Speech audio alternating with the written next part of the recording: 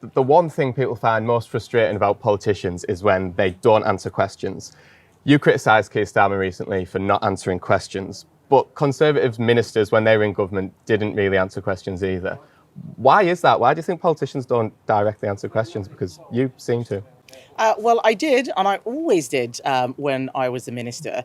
And Conservative ministers did answer questions because we were on top of our briefs. We knew what we were doing. We had a plan. Now, that didn't mean that people agreed with everything that we were doing. But I watched Rishi Sunak when he was Prime Minister, and he always had a good answer for why he was doing something. Keir Starmer doesn't answer the questions because he doesn't know what he is doing.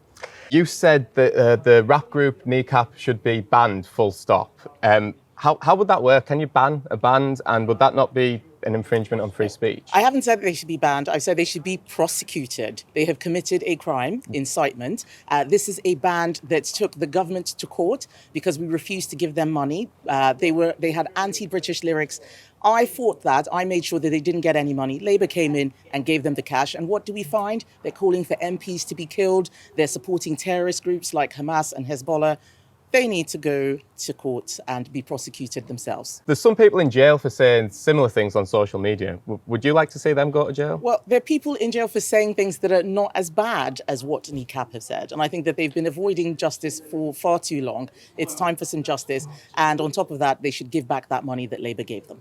You also said you'd like to see Trump-style mass deportations. How would that work, and who would be deported? I have said that if people are in this country illegally, they should be deported. That is the law in our country. Immigration is far too high, and yet we have people who are illegally coming to our country, who are slipping into the economy unnoticed.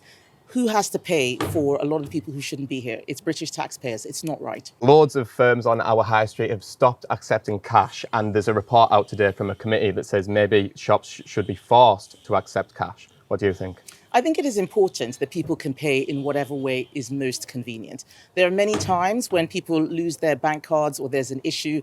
Cash is there for a reason. And I don't think we want to live in a completely cashless society. So I haven't seen the report yet, but I do think that more shops should be encouraged to take cash. You're working on a range of policies. You've not announced loads, but what would be the first thing that you did if you got to be Prime Minister?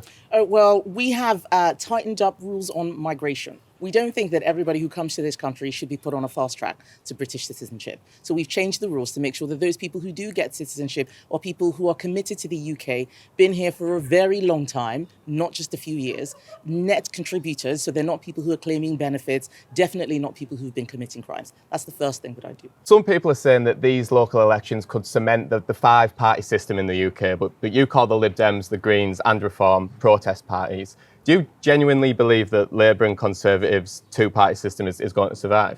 It's not so much about a two-party system. It's that there's some parties who just tell everybody what they want to hear. When they're talking to left-wing people, they're on the left. When they're talking to people on the right, they pretend that they're on their side. They say whatever it is that they can to get elected. And that's why the country is having so many problems. Too many politicians just tell people what they want to hear. And what I'm saying about tomorrow is that this is not an opinion poll. This is about who's going to run your local services, not just how you're feeling about everything that's happening nationally. Really important things are on the line from tomorrow. Who's going to look after adult social care, children with special educational needs, and across the board, Conservative councils deliver better services for lower taxes. Reform has a similar offer to Conservatives. Why should people trust to vote for a government that they think didn't deliver very much in 14 years? Why should they choose you over Reform? We did deliver. That's why we kept winning elections over 14 years. But I'm not here to pretend that everything was perfect. I know things got pretty tough during the last few years, but we are working hard to rebuild public trust. Reform does not have a similar offer to us. They don't really have an offer at local government level. They're just asking people to stick it to two other parties. That is not a program for running local government. Local government budgets are very tight at the moment. You want experienced people who know how to balance the books. You only need to look at Birmingham. It is bankrupt. There's rubbish piled up in the streets, rats running around everywhere.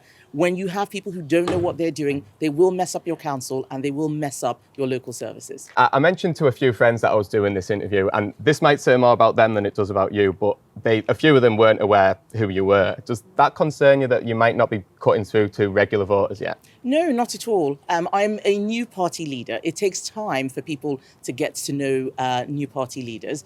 I've been in the job 6 months, and that's why I'm doing interviews like this, so that people do get to know who I am and, more importantly, what I'm about, which is traditional, authentic Conservative principles. Great. Thank you very much. Thank you, Lewis. Cheers.